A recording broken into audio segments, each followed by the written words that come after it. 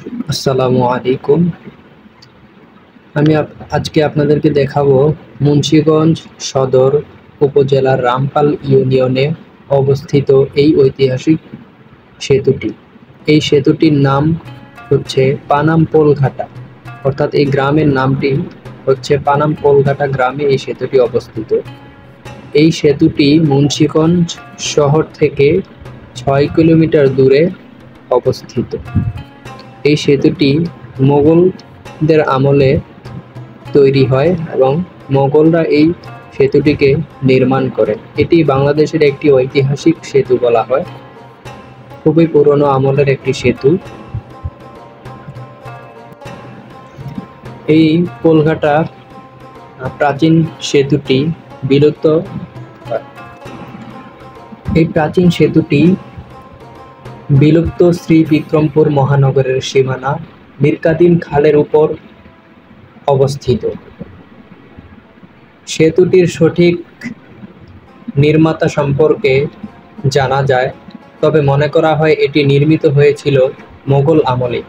ঐতিহাসিক সম্পর্কে অনেকেই বলে এটি মোগল আমলে এই সেতুটি নির্মাণ করা। ইতিহাস থেকে জানা যায় এই সেতুটি নির্মাণ করেন 3 খিলান বিশিষ্ট ও এটি নির্মাণে চুন সুরকি ব্যবহার করা হয়েছিল। এই সুন্দর ঐতিহাসিক সেতুটি দেখার জন্য বিভিন্ন জায়গা থেকে দর্শনার্থীরা এখানে আসেন। প্রায়শই এখানে অধিকাংশ, তাই আমিও চলে গেলাম আপনাদেরকে দেখানোর জন্য এই সেতুটি দেখলেই মনে হয় কত ইতিহাস রয়েছে এই সেতুটিতে। হয়তো মোগলরা এই সেতুটি খুবই যত্ন করে বানিয়েছিলেন সেই সময়কার। এই সেতুটির নিচে খুবই ছোট্ট একটি পানি প্রবাহের জন্য বা হয়তো কোনো যাতায়াতের জন্য, নৌযান চলাচলের জন্য সামান্য একটি ফাঁকা রাখা হয়েছে। দেখুন আপনারা, আসলে ওই সময়কার খুবই সুন্দরভাবে সেতুটি নির্মাণ করেছিলেন মোগলরা। খুবই ভালো লাগলো দেখে, খুবই সুন্দর এবং ঐতিহাসিক কিছু দেখলে অনেকে ভালো লাগে। তাও আমাদের বিক্রমপুরে এই সেতুটি, তো সবাইকে বলবো আপনারা দেখে আসবেন, খুবই ভালো লাগবে।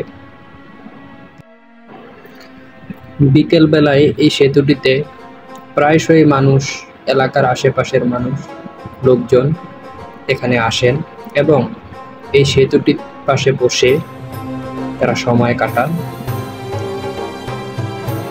পোলঘাটা সেতুটি দেখে আসার পথে হঠাৎ চোখে পড়লো এই মসজিদটি।